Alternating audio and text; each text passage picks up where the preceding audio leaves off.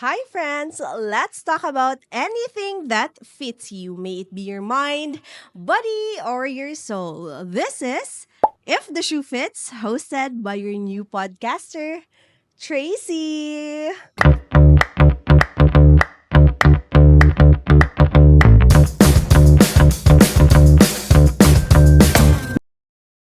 Okay, when we got married at the age of...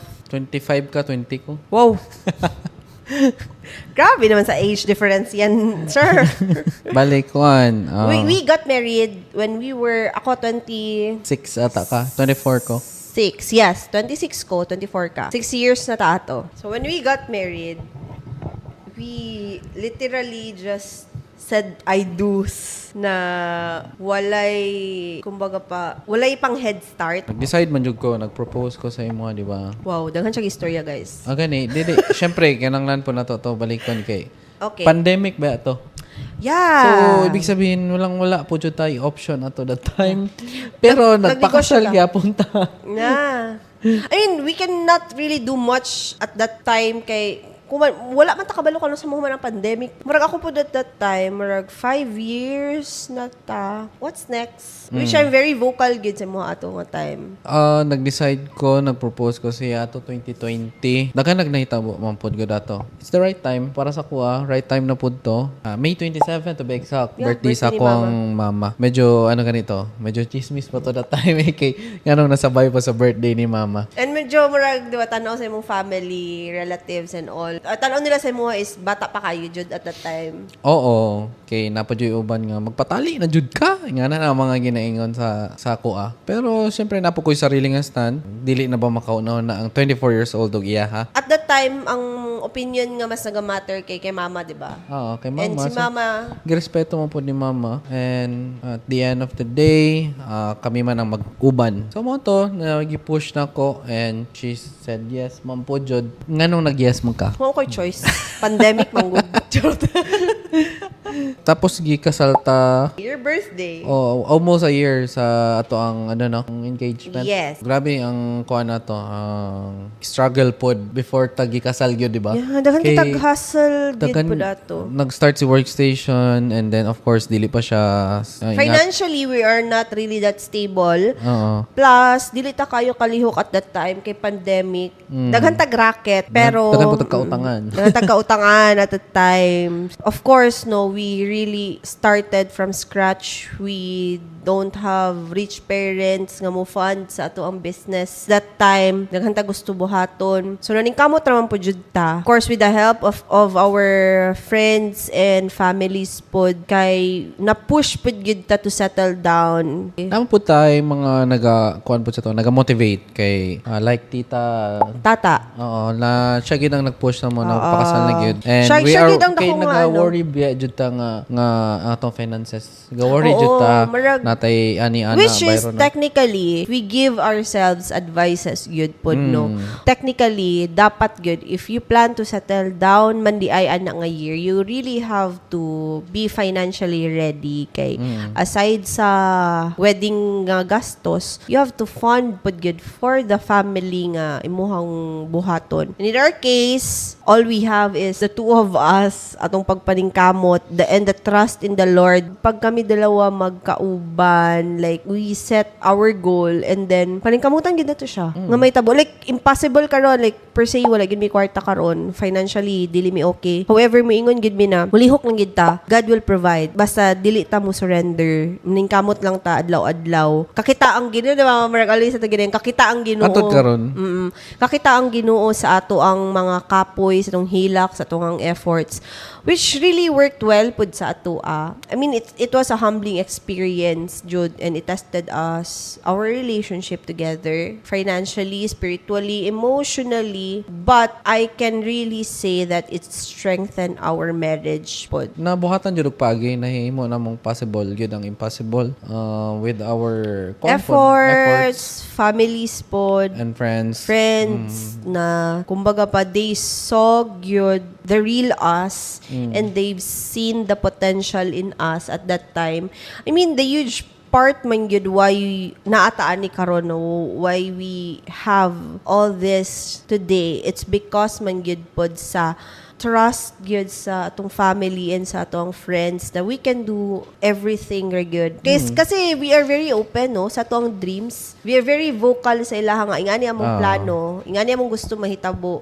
It's just that wala ra gyud tay pang head start, the capital and all, but they really saw the potential. So I think partly pod why ninang tata kay kanang kumbaga gipush gid ta to be married na, like to settle down. It's because sa iyaha pa kamo nga duha, grabe na ko makita ang inyong pagpaningkamot. How much more if na blessing sa Ginoo.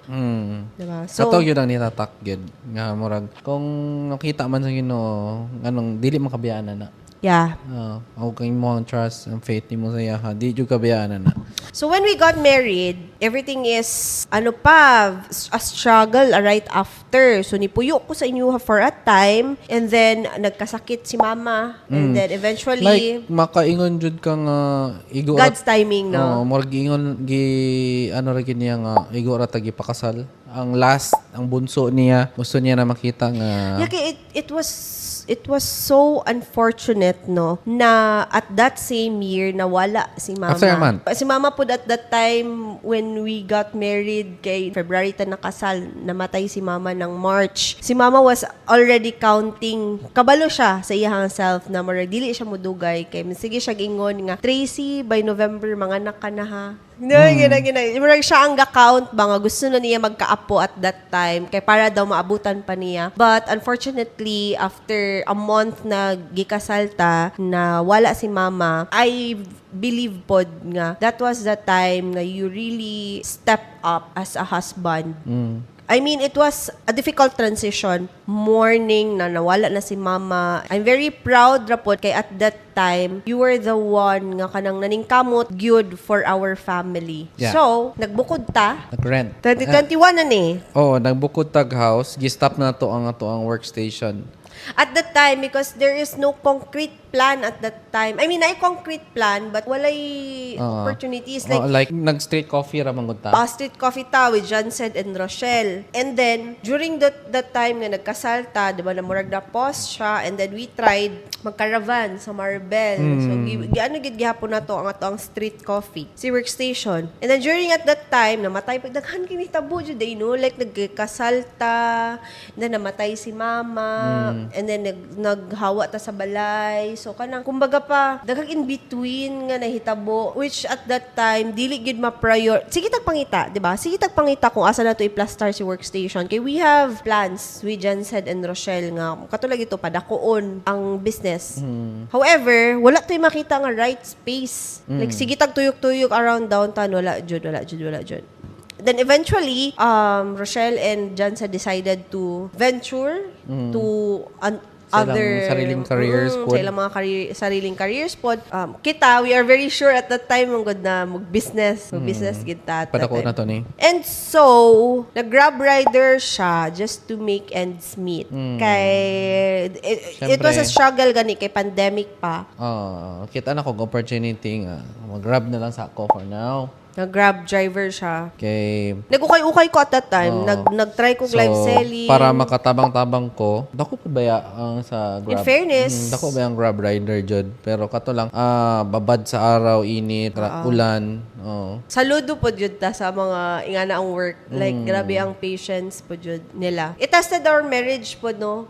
Murag confusing pa. Asa man kita ginadala ni Lord. During nag-Grab rider ka, murag let go na to ang plan nga magbuntis. Murag ningon ta nga, sige, ayaw na lang sa Lord. Focus na lang sa ta sa career path nga gusto na to buhaton. Kaya basig, dili kita ready financially pa ba the time na magka-baby. So, natong time nga naka-down payment na ta for the space, dito yun na ito nabalaan, nga buntis ko. So, here we go again. Here we go again. Like, Lord. Lahit na po nga challenge ang Lord, gihatag sa mo. unsa man ni nga challenge. I mean, tong time na gilet go na to nga, dili na lang sa ta mag-baby, okay? Kay, ang ato ang budget, kay gibuhos na nato sa pagtukod og bigger workstation. I mean, it was a blessing, no, kasi kiyon. Pero, you're starting gihapon ba to, like, not to question the Lord, but to just merely ask mga, Asa ni padulong Lord kanang gi-give up na namo ang kay di ba kapila na ta nag-try, buhi pa si mama, wala gid ko nabuntis. Here comes kagilet go na nato to focus on our marriage, to kanang kumbaga ba kanang makasustain ta both, and then gitaga-taga na. Kanang sayo gitanan ginapa-experience Yeah, ato ba but- kanang bugat diretso. Bugat diretso. Pero it was challenging, but what we have now really made sense. Nga nung napagdaanan na to at the first part of our marriage. Of course, no, lucky are those people nga they are handed pang start sa ilahang marriage, pang start sa Bahay, ilahang yuta. married life. In our case, wala tayo nga to naningkamot ta, COVID pa makapakasal, naningkamot jud ta. Yeah. kanang pag nimo pag panganak nimo kay atong bill kay taas kayo tungod Dako sa kayo tong COVID bill, pod. yeah. So it was really a struggle financially, but looking at where we are now, we are so blessed in this marriage. I feel like daghan kaayo og gipa-learn si Lord sa atua for us to be able to take care and appreciate kung unsa ang naata karon. It was a struggle starting up. I mean, the first part is always the hardest. But I'm very happy and proud gid sa tua to say nga we've conquered it together. But dapat ingon sila first, di ba, murag honeymoon stage. But I mean, honeymoon stage siya in a way nga we know that we love each other, nga happy ta that we are married. But at the back of our mind, manggod, like wala na kay parents. And my family doesn't have much, no, to help. I mean, ako ang panganay, so I have to pave the way for myself. So, murag, it was a struggle to start. It was not perfect. We fight a lot. Pero we've learned a lot as well. Different atong away when we got married. Lahi sa katong mag-uyab ta jud nga away, no. Pero na po yung mga parts manggod sa ato ang married life na we have to let go kay there are bad habits sa kanang mag-uyab pataba na nadala nato on the married life na nato, which we fully acknowledge. And one thing that I love about our marriage is that kay we always work it out and talk it out good. It's not hard to open up. Dili ta nagalisod og confront sa isa't isa. Like mag-away ta karon, but the next day if kalma na tanan, kanang mahimay gid nato. Wait, di ko ganahan mong good kay imuha kong gingon ani, di ka ganahan kay ani. Ngani ako na feel na. We validate each other ba. Of course, at the heat of the moment, kanang sa argument, dili gid siya.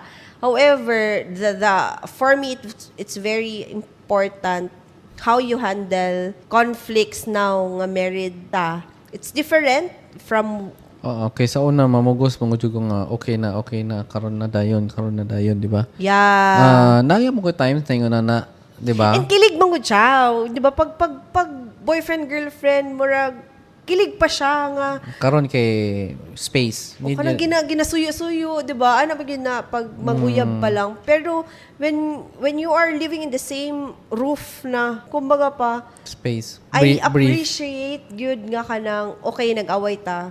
Basta magtingganay unya na or tomorrow na pag kumbaga pa pag heat of the moment. And it was Pakauna a struggle. sa Pakauna sa and it was a struggle kay buntis ko. So, 'di ba? Aside from we are starting our marriage. We are starting to learn how to be parents. And of course, we are first-time parents. Dili siya dali. Di ay, kaayo. Lahi ako ang mood swings, which you don't understand at the time. tinuod. Dili jud nako siya wala gid ako siya na handle og tarong. To be honest, ang katong buntis siya and tong newborn si Kion. Taud-taud pa nagasingkin. Karon lang, I mean, tong dako-dako na si Kion dito pagkasingkin nga. My priority should be always my family, si Tracy and my Kion, of course. That time ang God kay napadyo ko yung mga bad habits nga mauna gin ako akong sarili. Kailangan ako matulog, kailangan ako ani-ana, more on. I mean, if that would happen again sa ato, murag, dili na ta ka mapatawad if that would happen again. Like, previously, manggod, it was our first time. And maingon ako nga, kaya ta ka ma-forgive. And na-forgive ta ka with that. It's because nasabay manggod si workstation and ako nga nagbuntis. buntis. Dili pa pud stable sa workstation. Yeah, natin. dili gyud stable si workstation at that time. It was a struggle to sustain pod at that time. It's our first year sa business gyud. Dako Nasabay. na siya. Dako na siya. So, all of your attention kinaa didto.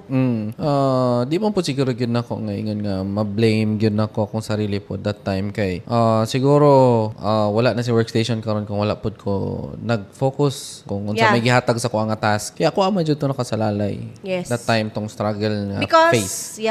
because, di ba, ako is very much pregnant, hormones and all, and then wala tay help. So, ako lang, full-time kay Kiyon. So, lahi pa akong struggle as a mother at that time. So, murag, that's why, mas taas ako mas kaya ta ko mo-forgive ato. Kay it's both our first time. I mean, dili man po ko perfect at kumaka pa, wala pod good ko nagka-time nga maging wife.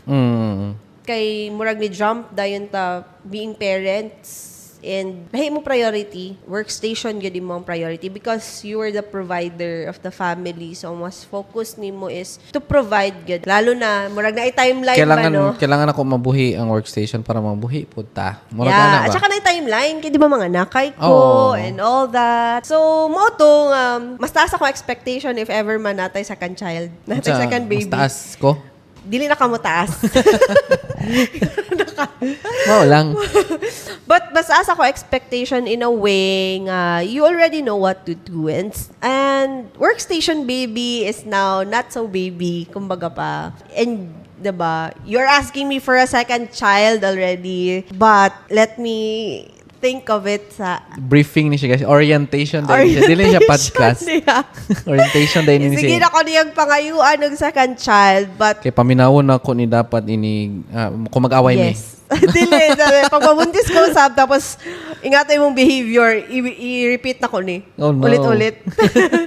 Pero 'di ba, dapat lang na dapat murag for me, you should have known better if ever man na natay second baby. Murag nitaas ako ang expectation sa imuha kay you know what happened the previous how we struggled about it. I know na. I tried my best man po, pero Yeah, I've seen it. Failure lang po jud. No, dili for me. Kay syempre No, I don't want you to think sad no nga naging failure ka as a husband or as a father kay Kiyon. Mo ganing forgive te ka kay I know lahi ang imong priority at that time and it's not a bad priority man pod. It's a priority man pod for our family. yan kay kana lagi usahay ka ng lahi po jud ang buntis. Makaingon jud ka kay kanang murag imposible mahimong posible lagi. Ana good nga mga kanang naako diri sa workstation. Why? Unsa day ko nga pagkabuntis sa una. Nadyo kay mga gagmay nga butang nga initan jud ko nimog maayo. Buntis ka di ko. Kagmay kayo. Mo tong mga times nga nabuak na ko akong cellphone. Wow, dato gilabay ang cellphone. Pero 'di ba, kana pod murag wala po ni sink in sa imuhang change sa kuang mood, sa kung hormones and Wala, all. Jud. I was- murag feeling nimo kay kanang crazy lang ko nga walay ginadala, murag ano, like kanang murag nag-change ka. Naunsa ka? Murag ka na. tapos murag always ko nimo pag nag-away ta, always mo ginayon sa kuha nga. Unsa man jud, di ko kasabot sa imuha, bla bla bla. Tapos Dili murag jud. ako, Ana. tapos murag ako gahilak na ko. Makana gyud makaingon jud ko dili jud ko sabot sa imo. Pero wala nagsingit sa ko. Ang mali nako, wala nagsingit ay buntis day akong asawa. Kato ang mali. Physically kita lang nga buntis ko, pero murag deep inside ba murag wala nimo gyud ingani ang emotions. It's kay because- naapo ko'y kanang thoughts nga kanang narana sa imong utok. Yeah. Murag ana god na murag kami nga lalaki nga wala na mo na experience. Moingon jud gyud na. Ikaw ra may magakontrola ng utok nimo. So Yeah. kaya ra nimo na pagpuyo diha murag ana ba? tapos murag ako kay kana ouch. Like Which is I'm very sorry gyud nga I'll do better na pag abot sa panahon sa ay, tong second madlok baby. jud ko mag-promise kag ingunana kay what if? My God. Baby. Uy, ambot, what's your assurance para matagaan ta kag second baby? Assurance para taga nung isa ka baby. Wala ko ingon, patunayan lang nako pag naana. Wow, masadlo ka. Wow. Siyempre, Grabe nga assurance na ha. kita mo naman si Kiyon. Punsa mo na ko i-handle si Yeah. Kiyon karon. Bisag wala yaya, I can handle Kiyon man. Yeah, I mean, At the same time, handling workstation. business, yeah. Naging happy po jud ko. I mean, I've seen you grow pod gyud. Like, dili lang physically. Kaya di naman jud ka mo grow physically. Bastos. But, kanang the way pod gyud kani step up this past few years. Like, Kiyon, me working, mas ni-step up ka itong nagtrabaho yun ko. Itong nibalik yun ko corporate job. But if I will ask you, would you prefer nga stay-at-home wife rako or corporate wife? In all honesty. Di mo kung ng trabaho. Bisag maghawa ka sa corporate. Pangutana dapat mo corporate or naka sa business. Or any... kabalo na siya guys. Any diskarte ko. you will do, man. Yeah. Pero ako, makita po na ako, makahappy po, Jod, siguro kung naka sa workstation. Kana ako maingon, Jod, kay how much more kung naka. Karon nga na plaster ka may workstation. I mean, progress, diba, ang workstation? Yeah. So, how much more kung naka? Full-time. Ang akong effort, madungagan og effort nimo nga dili na ko kaya. Naman ko yung mga side pod nga dili po na ko mahatagan og time. Og pansin niya. Naka-strength imo ha, napo ko strength. Ang weaknesses nako ma-fill in nimo. And one thing man pud gyud sa ko if nagig ko mahuna-hunaan, ma-push gid mo. Yeah.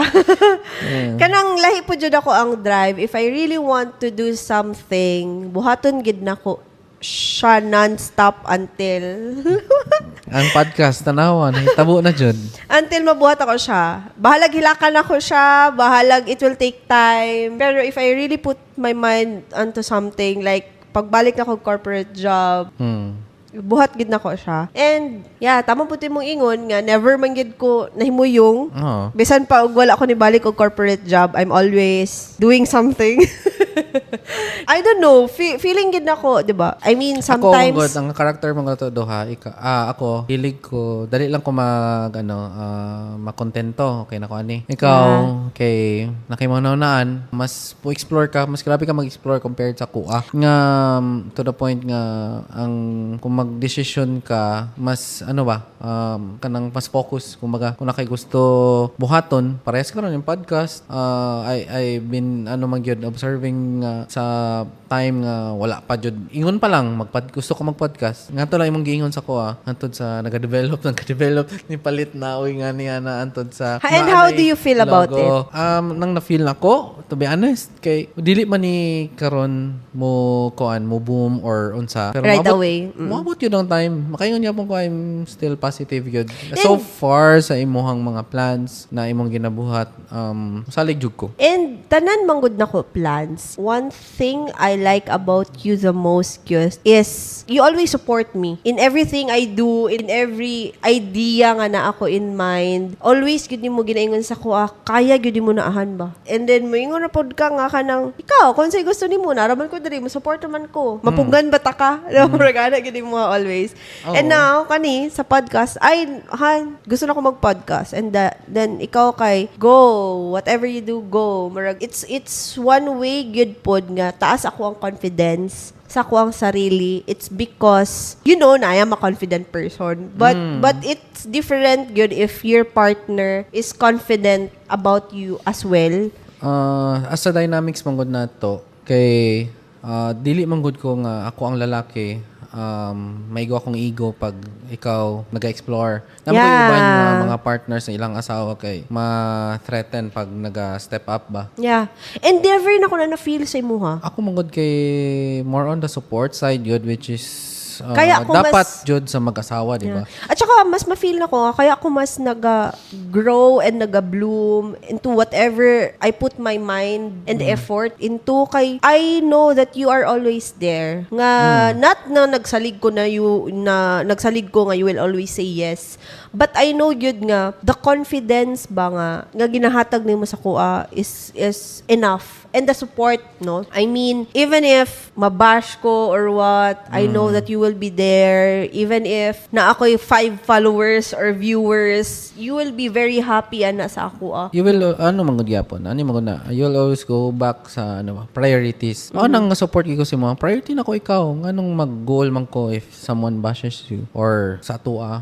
or unsa ang mahitabo sa imo diya sa family magyapon natong priority na to, di ba? And 'di ba isa po na siya sa reason before. Of course, di naman ako perfect ka tao. I mean, I'm a confident woman, strong, independent woman.